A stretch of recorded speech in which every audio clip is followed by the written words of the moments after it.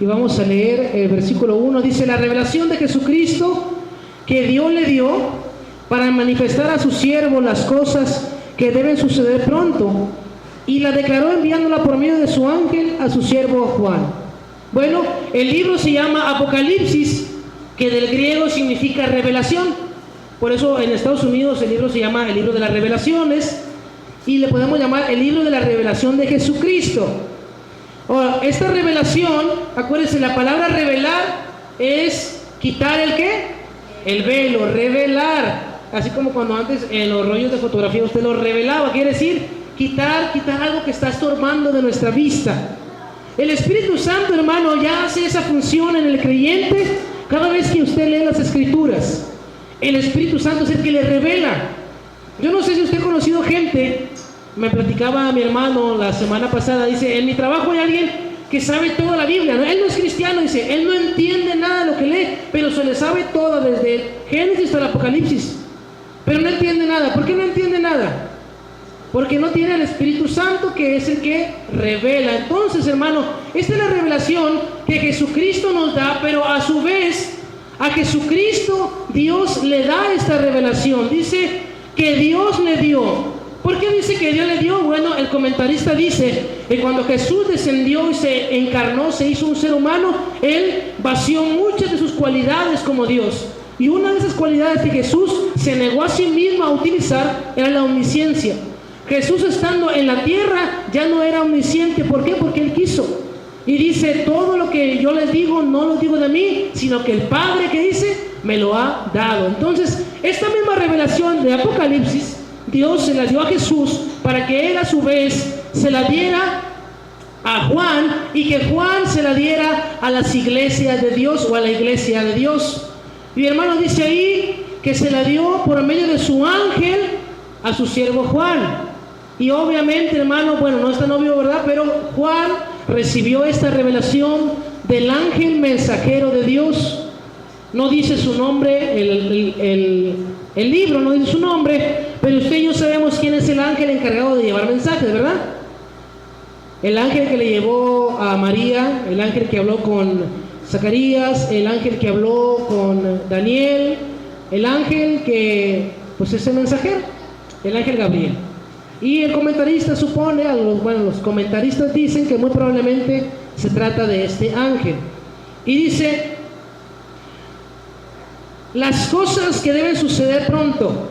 Las cosas que deben suceder pronto. El vocablo griego, hermano, que se utilizó al escribir esta palabra pronto, no indica que los sucesos iban a acontecer en ese momento, sino que una vez que iniciaran, iban a ser rápidamente subsecuentes. ¿Me explico? Hace 2000 años que Juan recibió el Apocalipsis, y entonces como que uno no puede decir, bueno, la palabra dice que iban a ser pronto, y ya pasaron 2000 años. Pero no habla, hermano, esta palabra de prontitud sobre una inmediatez al tiempo de Juan, sino que le está diciendo: cuando comiencen a pasar, van a pasar rápido, van a pasar pronto. En ese sentido se escribió ese texto. Versículo 2: que hago testimonio de la palabra de Dios y del testimonio de Jesucristo y de todas las cosas que ha visto. Bienaventurado el que lee. O sea, en este caso, hermano, yo, Elías, soy bienaventurado porque estoy leyendo, y los que oyen las palabras de esta profecía. Pero hay algo más, un requisito: y guardan las cosas de ella escritas, porque el tiempo está cerca. Es una bienaventuranza muy especial la que tenemos al leer Apocalipsis, y sin embargo no muchos aprovechamos ese beneficio, esa bienaventuranza. Tenemos, hermano, una responsabilidad como hijos de Dios. Tenemos una responsabilidad como hijos de Dios de leer Apocalipsis. Aparte de que tenemos una bendición que el mismo libro nos da, hay muchas cosas por las que el pueblo cristiano no lee el libro de Apocalipsis. Mire, le voy a enumerar 3. Existen 3 posibilidades por las cuales los creyentes desaprovechan la bendición de leer Apocalipsis. La primera: ¿por qué no leemos Apocalipsis? Porque el diablo no quiere que los creyentes se dispongan a recibir al Señor. El diablo no quiere que usted lea Apocalipsis. El diablo puede decir: bueno, está bien, vas a leer la Biblia, pues léete los evangelios, muy bien. Pero dice el diablo: pero Apocalipsis no lo leas, ¿Por qué? Porque en el Apocalipsis se nos enseña repetidamente algo bien importante, que Cristo está cerca, que su venida está pronta. Y el diablo obviamente no quiere que usted y yo, hermano, estemos esperando a Jesús. Él no quiere. ¿Por qué él no quiere? Porque esto significa que a Satanás se le acabó el tiempo. Cuando usted se entera de que Jesús viene y lo espera, quiere decir que las cosas del diablo a usted ya no le interesan. ¿Por qué? Las cosas del mundo ya no le importan, porque el tiempo se acabó. Pero mientras que perdemos de vista, hermano, que Jesús está a las puertas, Satanás anda muy a gusto pensando que tiene todo el tiempo del mundo. A Satanás no le gusta leer Apocalipsis tampoco, aunque yo creo que ya se lo sabe de memoria. No le gusta recordar que el tiempo está cerca para él y que va a ser arrojado a un lago de fuego para toda la eternidad. No le gusta, hermano, a Satanás. Por eso nos distrae con muchas otras cosas para que no leamos este precioso libro. Otra cosa, dejamos al diablo a un lado. ¿Por qué no leemos los creyentes? Bueno, esto puede indicar cierta falta de amor hacia el esposo de la iglesia. Como cristianos, hermano, o como esposa que es la iglesia, tendríamos que estar ¿qué? Al pendientes de cuándo viene el esposo. ¿Cómo saber cuándo llega el esposo? Mirando la hora, espiritualmente hablando, mirando el tiempo. El tiempo está cerca, dice aquí. Pero cuando dice, hermano, el tiempo está cerca, fíjese nada más, ya lo hemos explicado con anterioridad. En el griego hay dos palabras para tiempo. La primera palabra, que es la que utilizamos comúnmente nosotros, es cronos. Cuando Juan escribía cronos, él estaba hablando de un tiempo que medimos a través de un cronómetro, cronos, un tiempo de reloj. Pero cuando dice aquí el tiempo está cerca, está usando la otra palabra para tiempo, una palabra que se llama kairos. Y esta palabra habla del tiempo de Dios, un tiempo que no se mide en minutos ni en los días, sino se mide en espontaneidad, se mide en oportunidad. ¿Qué quiere decir? Cuando usted llega a la casa y alguien está cocinando y usted dice, más vale llegar a tiempo que ser invitado, ¿ah? Ese es el tiempo de Dios, un tiempo oportuno. Y cuando dice que el tiempo está cerca, está hablando que el tiempo de Dios es oportuno y que está cerca, hermano. Entonces, nosotros como creyentes no debemos de tener falta de amor hacia Jesús.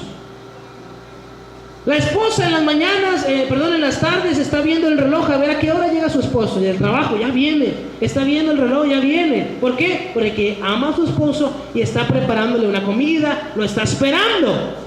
Cuando usted lee Apocalipsis, está viendo su reloj y está diciendo, ah, mira, la gran tribulación, esto, parece que aquello está a punto de pasar. Entonces, ¿qué está haciendo? Esperando al esposo y le está preparando algo. 3. ¿Por qué los creyentes no leemos Apocalipsis? Bueno, el apego de los creyentes a las cosas mundanas y terrenales, con lo que echan al olvido las cosas divinas y celestiales. No leemos Apocalipsis, hermano, porque estamos muy ocupados en otras cosas más materiales, en el trabajo, en la escuela, en las necesidades de la casa. No lo leemos porque a veces decimos, no, espérate Jesús, todavía no vengas, o no queremos pensar en que Él venga porque nos da miedo, porque estamos muy agarrados de aquí, hermano.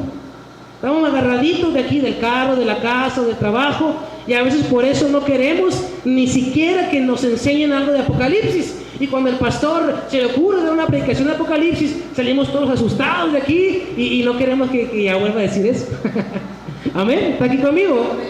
Entonces, hermano, hay una bendición en el versículo 3, dice, bienaventurado el que lee y los que oyen las palabras de esta profecía. Pero no solamente eso, dice, y guardan las cosas en ellas escritas. O sea que no las perdemos de vista. Vamos a leer los saludos rápidamente. Versículo 4. Juan a las 7 iglesias que están en Asia. Gracia y paz a vosotros, del que es, y que era, y que ha de venir, y de los 7 espíritus que están delante de su trono. Ahí me voy a estacionar poquito. Los 7 espíritus que están delante del trono de Dios, no es que literalmente haya 7 espíritus. Y ahí va la primera de numerología. El número 7 en la numerología bíblica significa plenitud, algo completo. Entonces, cuando habla de que hay 7 espíritus, está hablando de un espíritu de Dios, que es un espíritu completo, que está delante también de la presencia de Dios. Vamos a seguir.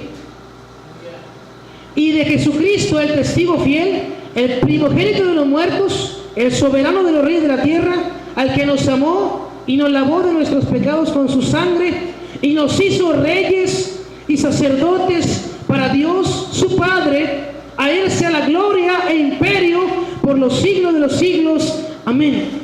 He aquí que viene con las nubes, todo ojo le verá, y los que le traspasaron y todos los linajes de la tierra harán lamentación por Él. Sí, amén. Dice ahí, hermano, que los que le traspasaron, no está hablando Juan literalmente de aquellos fariseos y de aquellos soldados romanos que tomaron a Jesús y lo mandaron a la cruz. No está hablando literalmente de ellos, está hablando de aquellos que no quisieron nada con Cristo. Está hablando de aquellos que usted les dio un folleto y enfrente de usted lo agarraron, lo hicieron bolita y lo aventaron. Y dijeron, a mí no me están dando nada de eso. Está hablando de aquellos que usted les toca la puerta de su casa y dice, es que somos cristianos y venimos a darle una palabra. No. Aquí no, en este hogar somos y no aceptamos otra religión. Me mutearon aquí, ¿vieron? Gloria a Dios. Está hablando de aquellos que menosprecian a Jesús y dice, y harán lamentación. Y usted no se ha puesto a pensar que la gente ya está enterada de eso y dice que ¿qué? Que todo ojo le verá. No va a pasar a escondidas, no va a ser algo que algunos se enteraron y otros no, y menos ahora con toda la tecnología que hay. Va a ser algo que va a ser, hermano, una noticia mundial. Todo ojo le verá. E imagínese usted, ¿qué van a decir aquellos que no quisieron nada con Cristo cuando lo vean ahí venir en las nubes? Imagínense la primera reacción que van a tener. Muchos se van a desmayar, muchos van a decir, pero ¿por qué no le hice caso a los aleluyas? Y van a hacer lamentación, y Juan se goza y dice, sí, amén. Yo soy el alfa y la omega, el principio y el fin, dice el Señor, el que es y que era y que ha de venir, el Todopoderoso. Bueno, nada más una acotación rápida. Usted sabe, el alfa, la primera letra del alfabeto griego, y la omega, la última. Es como si dijera Cristo, yo soy la A y la Z. Yo soy el primero, yo soy el último, yo soy el que era, yo soy el que soy, y yo soy el que vengo después. Yo soy eterno. Está hablando Jesús de su eternidad, de lo que Él es. Versículo 7, sí, el amén. He aquí que vienen las nubes y todo ojo le verá, y los que le traspasaron y todos los linajes de la tierra harán lamentación por Él. Sí, amén. Me regresé a este versículo 7, hermano, porque Juan toma estas palabras, o por lo menos eso piensan varios de los comentaristas en los cuales nos informamos, de que este texto es una especie de liturgia o una especie de oración que la iglesia primitiva ya tenía. Usted puede encontrar varias de estas oraciones en varios escritos de Pablo también, cosas que no es que ellos la hayan escrito, sino que fueron aprendidas por ellos. Y en este caso dicen que el versículo 7 puede ser una oración o puede ser una frase que la iglesia de los primeros hermanos tenían. Y Juan simplemente la puso ahí para usted y para mí. He aquí que Él viene. Eso quiere decir, mi hermano, que la iglesia del primer siglo ya estaba esperando a Jesús, ya sabía que Jesús venía. Amén. Vamos adelante, versículo 9. Yo, Juan, vuestro hermano y copartícipe vuestro en la tribulación, en el reino y en la paciencia de Jesucristo, estaba en la isla llamada Patmos por causa de la palabra de Dios y el testimonio de Jesucristo. Al apóstol Juan, hermano, a Juan, por la predicación de la palabra, había sido encarcelado como muchos otros de los apóstoles, y en esta ocasión había sido desterrado. Lo habían mandado allá a la isla de Patmos. Allá no había nada en la isla de Patmos, hermano, no había nada. Entonces ahí lo dejaron él solo para que se muriera él con el tiempo solo, y Juan estaba ahí solo. Yo me imagino que pues tratando de pescar algo. Yo no sé qué hacía Juan todo el tiempo, ¿verdad? Pero note esto: yo estaba en el Espíritu en el día del Señor. Y algo que notamos aquí en Apocalipsis es que Juan no dice que estaba el primer día de la semana. Él le pone nombre a ese día. Dice, yo estaba en el día del Señor. Y sabemos que se llama el día del Señor porque ese día resucitó. Y por eso nosotros tenemos ese día como el día más importante de la semana. Por eso usted no falta los domingos, por eso se esfuerza, a lo mejor entre semana usted no puede, pero el domingo usted rasga sus vestiduras antes de que faltar a la Asamblea Santa de Dios, porque es día del Señor. ¿Cuántos dicen amén? Yo estaba en el Espíritu, dice Juan, en el día del Señor, y oí detrás de mí una gran voz como de trompeta que decía: yo soy el Alfa y la Omega, el primero y el último. Escribe en un libro lo que ves y envíalo a las 7 iglesias que están en Asia, a Éfeso, Esmirna, Pérgamo, Tiatira, Sardis, Filadelfia y Laodicea. Y me volví para ver la voz que hablaba conmigo, y vuelto vi 7 candeleros de oro. Aquí tengo una imagen sobre eso. Y en medio de los 7 candeleros a uno semejante al Hijo del Hombre, vestido de una ropa que llegaba hasta los pies y ceñido por el pecho con un cinto de oro. Gloria a Dios. Vámonos por partes, hermano. Primero, se dice que estas 7 iglesias que estaban en la provincia de Asia, era en el orden que Jesús le ordena enviarlas. Es un orden que era en ese tiempo, hermano, una especie de ruta de mensajería o ruta de correo. Entonces, cuando un cartero en esa época tomaba el caballo o el camello, no sé qué tomaría, y empezaba a repartir por ciudades, usaba esta ruta que es una especie de voy, me regreso y doy vuelta. Y así es el orden en el que estaban las ciudades. Se dice que estas 7 iglesias fueron levantadas por el apóstol Juan también. Y Juan, hermano, voltea al escuchar la voz de aquel que le dice que es el primero. Y dice que ve a uno que estaba, en el versículo 12, 7 candeleros de oro, y en medio de los 7 candeleros, semejante al Hijo del Hombre.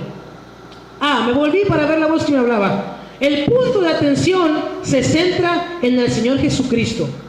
Juan yo me imagino, hermano, que a lo mejor Juan reconoció algo de la voz. Porque acuérdense que el apóstol Juan, el discípulo amado, se recostaba en el pecho del Señor.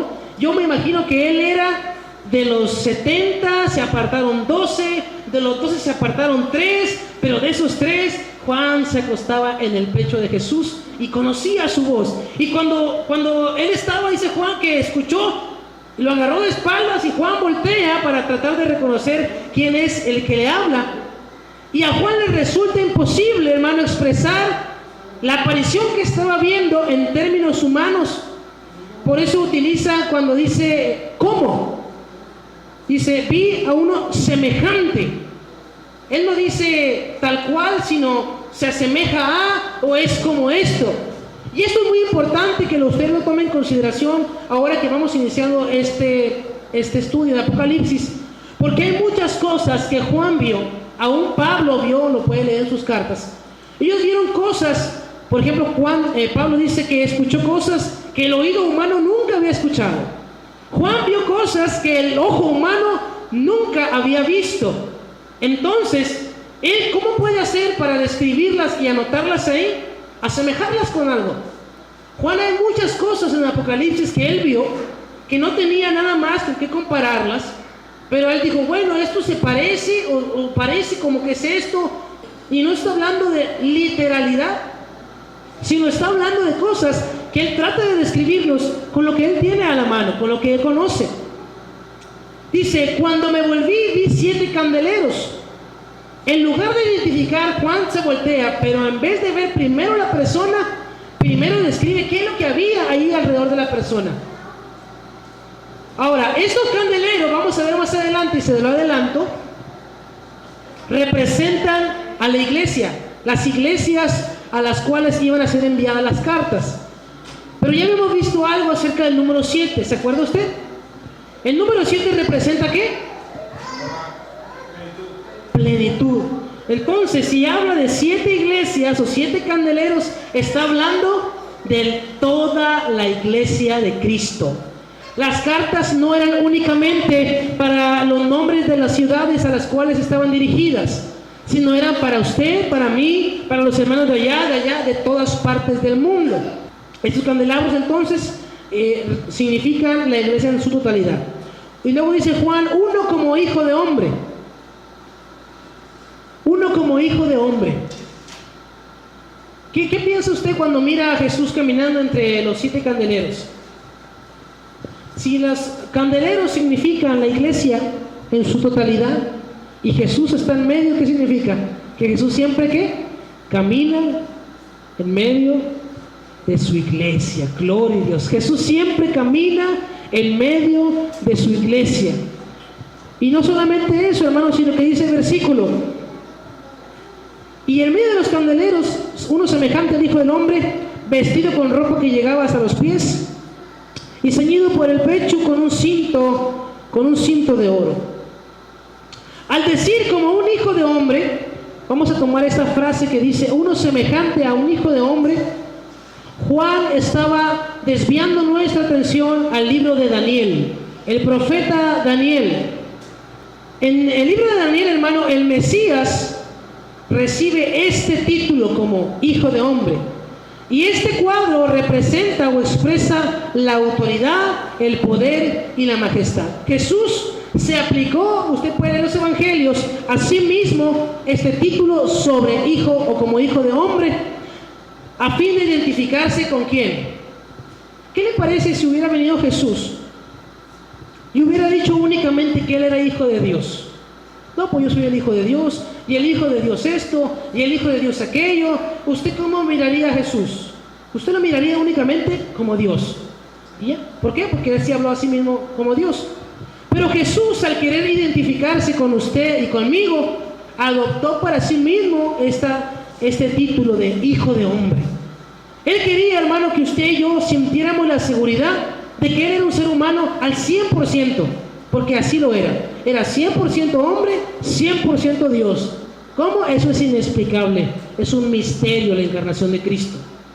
Pero podemos notar que Jesús quería, hermano, que usted y yo, en nuestra naturaleza caída, tuviéramos una esperanza a través de otra persona como nosotros. Y por eso Jesús dijo, yo voy a redimir a mi pueblo y quiero que se identifiquen conmigo como el Hijo del Hombre.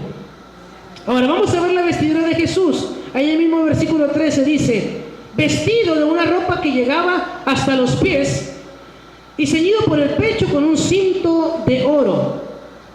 Su cabeza y sus cabellos eran blancos como blanca lana, como nieve sus ojos como llama de fuego. Gloria a Dios. La vestidura de Jesús, hermano, le presenta como un rey, porque en ese tiempo los únicos que usaban túnicas hasta abajo eran los reyes y los sacerdotes. Eran utilizadas por personas que estaban en el gobierno de las naciones. Usted sabe cómo vestían los césares, usted sabe cómo vestían los reyes en ese tiempo, con túnicas blancas hasta abajo. Entonces, cuando Jesús se presenta con esta ropa, se presenta así para que Juan vea en ello la posición que tenía de autoridad. Y también llevaba una banda, dice la Biblia, que era llevada por los sacerdotes en el antiguo pacto. Usted puede tomar el libro de Deuteronomio, el Pentateuco, tomar los libros y mirar cuál era la vestidura sacerdotal, y va a encontrar que Jesús estaba utilizando parte de la vestidura del sacerdote, y nos está diciendo que él se presenta como rey y como sacerdote. Esta vestidura, hermano, describe la dignidad y la posición elevada del Hijo del Hombre. ¿Qué quiero decirle? Quiero decirle esto.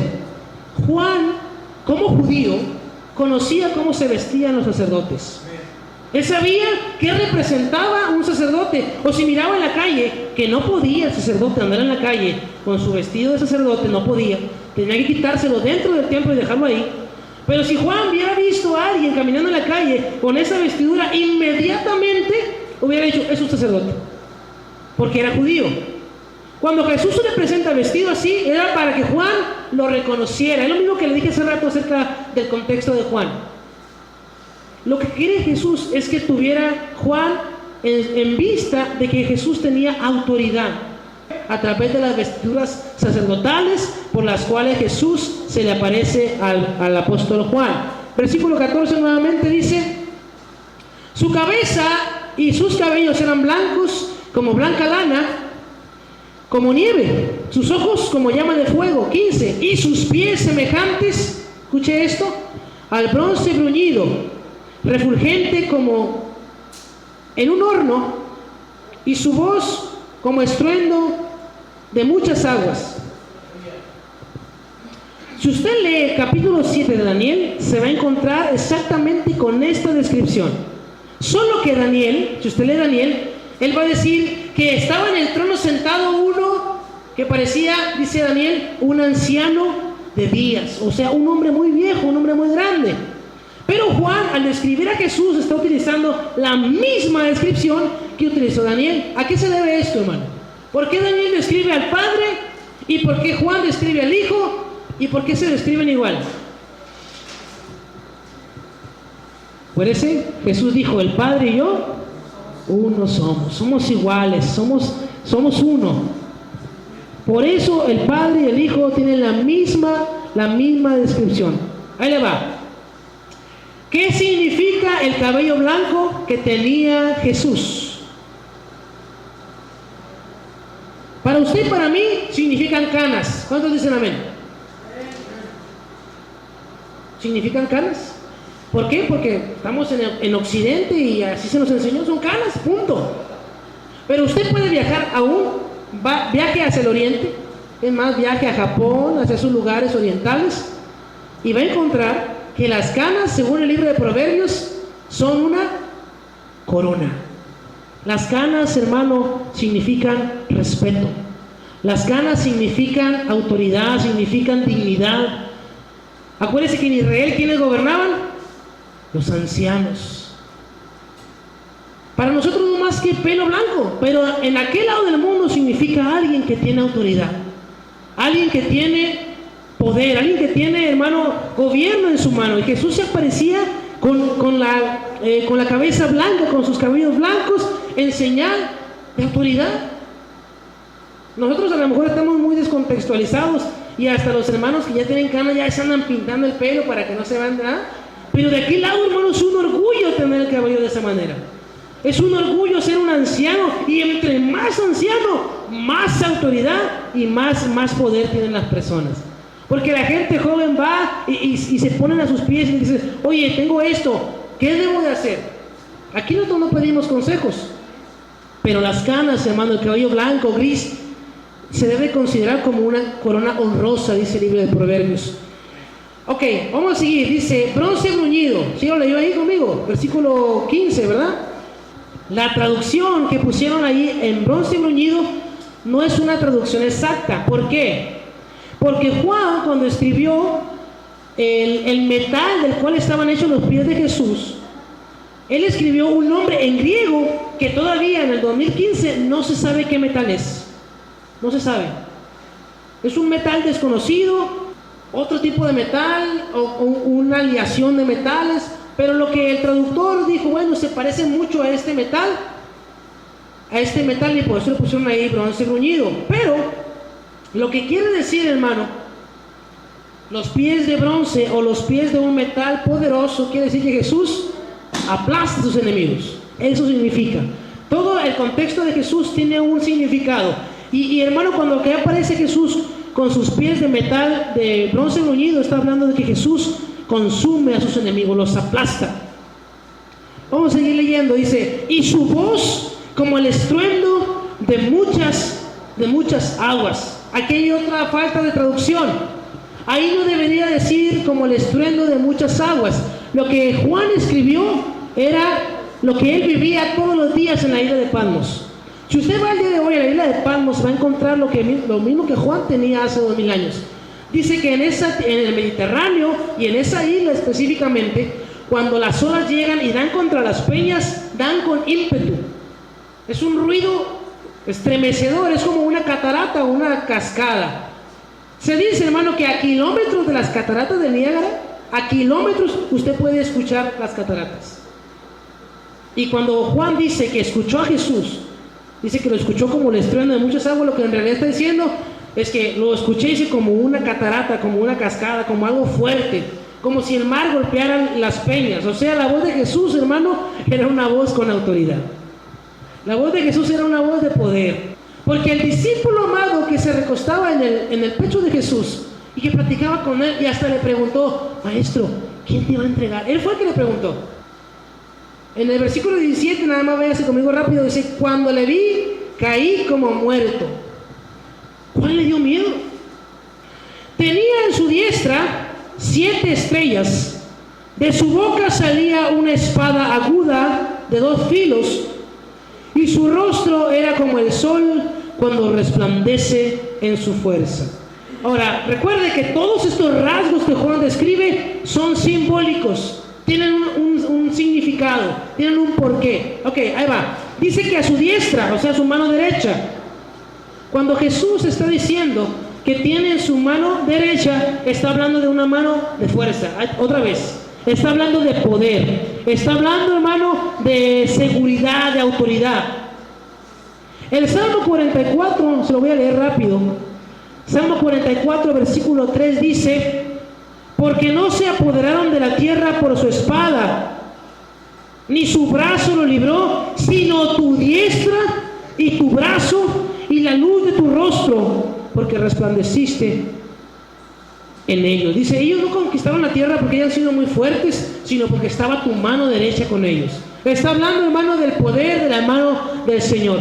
Había, hermano, habla del refugio y de la seguridad de la mano de Dios. Y Jesús le proporciona esto a su pueblo. Entonces usted tenga la seguridad que Dios en su mano derecha, que Jesús en su mano derecha tiene a la iglesia. Y ahí en la iglesia, hermano, en las manos de Jesús hay seguridad, ahí hay poder, ahí hay confianza. Tenemos que estar contentos y agradecidos con Dios porque Jesús nos tiene ahí bien agarrados, hermano. De su boca salía una espada aguda de 2 filos. La espada en su boca no es más, hermano, que la palabra hablada de Cristo. La espada de doble filo era el arma más afilada en el arsenal romano. Jesús todavía, hasta el día de hoy, Él no combate con armas materiales ni armas de este mundo, sino con su palabra.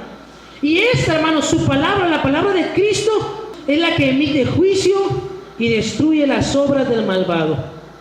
Y su voz como el estruendo de muchas aguas. En el griego dice salía de su boca. Es una espada que sale de su boca. ¿Cuándo sale? Todo el tiempo. Jesús tiene palabra, hermano, todos los días se sigue hablando. Él no se va a cansar de hablar. Jesús sigue hablando, Cristo sigue hablando, y su palabra es poderosa, y su palabra sigue allí. La palabra constantemente de Dios, la palabra de Jesús que está activa, está protegiendo a los suyos y es destructiva para el enemigo, que el Señor lo reprenda. La palabra utilizada aquí en el versículo 16 dice, y su rostro era como el sol cuando resplandece. La palabra que se utilizó aquí para cara, para rostro, no es la palabra, hermano, que describe a esta cara de aquí, a la que usted está mirándome. Cuando Juan escribe Apocalipsis y pone ahí en griego rostro, está hablando más bien de un aspecto general, un aspecto completo de Jesús. Está hablando de que Jesús completamente, Él resplandecía. ¿Cómo resplandecía ahí? Dice, como el sol cuando resplandece en su fuerza. Y aquí, ¿verdad que usted no puede voltear a ver al sol? No puede. Usted hágalo y se va a quemar las retinas. Imposible, humanamente hablando, hermano, era imposible que Juan le viera la cara completa a Jesús. Él nada más hizo así y su rostro resplandecía. Él no podía, él no alcanzaba a ver a Jesús, porque era como cuando el sol resplandece con toda su fuerza. Así, ahí a las 2 de la tarde era el rostro de Jesús. Jesús emana una luz tan brillante como el sol. Este discípulo que amaba a Jesús, al verlo, como le dije hace rato, él se asustó al ver a Jesús de esta manera. Esta descripción de Jesús, con armas en su boca, con esta espada, con estos pies de metal que destruyen, con este aspecto de un sol incandescente, nos hace notar otras dos cosas más que no quiero que se nos escapen. Que como fuego Él viene y purifica a su iglesia. Con su fuego Él viene y nos limpia. Y con sus pies, con su peso, con su potestad, con su autoridad, Él aplasta a sus enemigos. Versículo 17. Cuando le vi, caí como muerto a sus pies. Y Él puso su diestra sobre mí, diciéndome: no temas, yo soy el primero y el último. Juan, hermano, cae como muerto. ¡Pum! Se desploma. Si lo miramos en el video hace rato, ¿verdad? Ahí como que hizo, ¡ay! Se aventó. Y dice, Juan no solamente cae por su fragilidad como ser humano. Y Juan cae, pero también cae por otra cosa. Porque él se sabía que era indigno. Él se humilla hasta el suelo porque él pensaba, soy totalmente indigno de ver a Cristo. ¿Por qué? Porque la presencia de Dios, hermano, es poderosísima. Bueno, el monte temblaba y humeaba, imagínense. Todos nos inclinamos. Juan estaba, hermano, muy consciente que Jesús era el que estaba ahí. Juan ya sabía que era Jesús. Y sabe, Jesús no se le había aparecido para matar a Juan. ¿Usted cree que Jesús se le iba a aparecer para matarlo? Claro que no. Jesús se le aparece a Juan para mostrarle su poder y su majestad, y sobre todo para que lo escribiera. Escribe en un libro y mándaselo a mi iglesia. Jesús, hermano, estaba muy interesado en que usted tuviera una imagen de Él en su mente como una persona de autoridad. Los comentaristas dicen que el libro de Apocalipsis era necesario e indispensable que se escribiera. Porque si no, nos hubiéramos quedado, hermano, a medias. Nos hubiéramos quedado pensando en qué. Bueno, en que Jesús, sí, pues resucitó y sí ascendió al cielo. Pero bueno, acuérdese que le dijo a Tomás, mira, mete tus manos aquí en mi costado para que veas. O sea, cuando Jesús, hermano, ascendió al cielo, Él tenía las heridas en su cuerpo. Ahí estaban.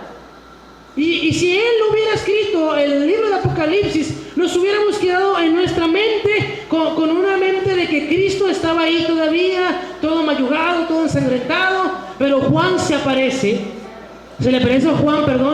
Cristo a Juan y le dice, escribe esto, y que la iglesia sepa que yo ya no estoy como cuando ascendí. Yo tengo autoridad, yo tengo poder, yo tengo dominio, yo tengo potestad. ¿Cuánto dicen gloria a Dios? Y luego dice Juan, y me tocó con su mano derecha, me puso su diestra. Y le dice Jesús le dice algo a Juan, que Juan ya lo había escuchado de la boca de Cristo muchas veces. Le dice, no temas Juan, no tengas miedo. Yo soy el primero y yo soy el último, yo soy el principio. ¿Por qué se le presenta a Jesús a Juan diciéndole yo soy el primero? Si usted ha leído el Evangelio según San Juan, en el capítulo 1, versículo 1 dice, en el principio era el Verbo, y el Verbo era con Dios. Los otros tres evangelios, hermano, se limitan a decir que Jesús nació de una virgen. Ahí comienza su relato. Juan no. Juan se regresa hasta la eternidad y le dice a la gente, en el principio era el Verbo, y el Verbo era con Dios, y el Verbo era Dios, la palabra era Dios. Y Jesús se le presenta a Juan y le dice, Juan, yo soy el primero, acuérdate quién soy, yo soy el primero. Y Juan inmediatamente se acordó, dijo, el primero es Jesús, el primero era Cristo, hermano, y lo reconoce. Y le dice, no tengan miedo, Juan. Versículo 18, el que vivo y estuve muerto, mas he aquí que vivo por los siglos de los siglos. Amén. Y tengo las llaves de la muerte y del Hades. El que estuve muerto, pero mírame, estoy vivo, le dice. Jesús quería que Juan le viera vivo, que Juan le viera exaltado. Yo soy el primero. Jesús es el que vive. Y quería que quedara bien claro esto, hermano, en contraste con todos los demás dioses, de los que habían existido y de los que siguen existiendo. Jesús es el que está vivo. Y note, hermano, que Jesús no dice, yo soy el que ahora está vivo. Jesús no dice eso. Jesús dice, yo soy el que vivo. O sea, sino no es el que se murió y volvió a vivir, sino es el que siempre ha tenido en su mano la posibilidad de la vida. O sea, Jesús es la vida eterna. Jesús le estaba diciendo a Juan: yo soy la vida eterna, Juan. Yo soy, mírame, aquí estoy. Yo puedo decir, digo Jesús, yo puedo decir que estuve muerto. O sea, yo mismo di mi vida y yo mismo la tomé. ¿Para qué la volvió a tomar, hermano? Para darnos a nosotros, a través de su muerte expiatoria en la cruz, la oportunidad de estar con Él, porque Él venció la muerte. Su nombre, la gloria. Él permitió que el cuerpo se sometiera a la muerte, pero la restauró de tal manera, y quiero que entienda esto: el cuerpo de Jesús es un cuerpo glorificado. Este cuerpo que Jesús tiene ahora en el cielo, no lo tenía antes de bajar a la tierra. ¿Cuántos dicen amén? No lo tenía. Él era Dios, Él era Espíritu, pero Él descendió y se hizo carne como usted y como yo, y después fue glorificado su cuerpo. Ahora Jesús tiene un cuerpo que no tenía antes. Tiene un cuerpo de un ser humano glorificado, transformado, como el que nos vamos a estrenar usted y yo un día de estos. Así, hermano, tiene el cuerpo Jesús. Y Jesús le está diciendo: Juan, mira, mi cuerpo que estuvo muerto, ahora no va a morir nunca más. Gloria al Señor. Dice: yo tengo las llaves de la muerte y del Hades. Otra vez, que Jesús tiene las llaves significa que Él tiene autoridad, porque no cualquiera tiene las llaves. Cuando Jesús le está diciendo a Juan: yo tengo las llaves, quiere decir, yo tengo autoridad sobre ellos.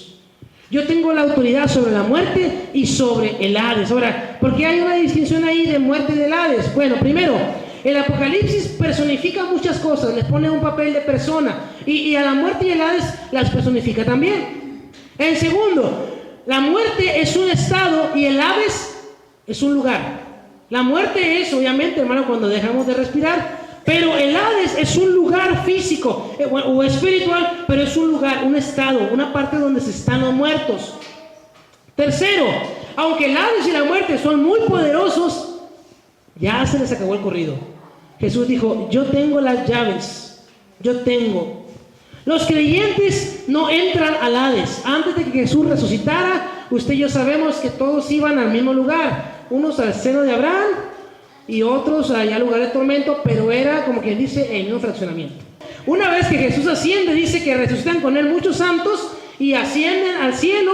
Estos santos se les aparecen a muchos en la ciudad por muchos días. De aquí en adelante, cuando usted o yo fallecemos, derechito para allá, ya sin pasar por barandilla, ya no ocupamos, ya nos vamos al cielo con el Señor.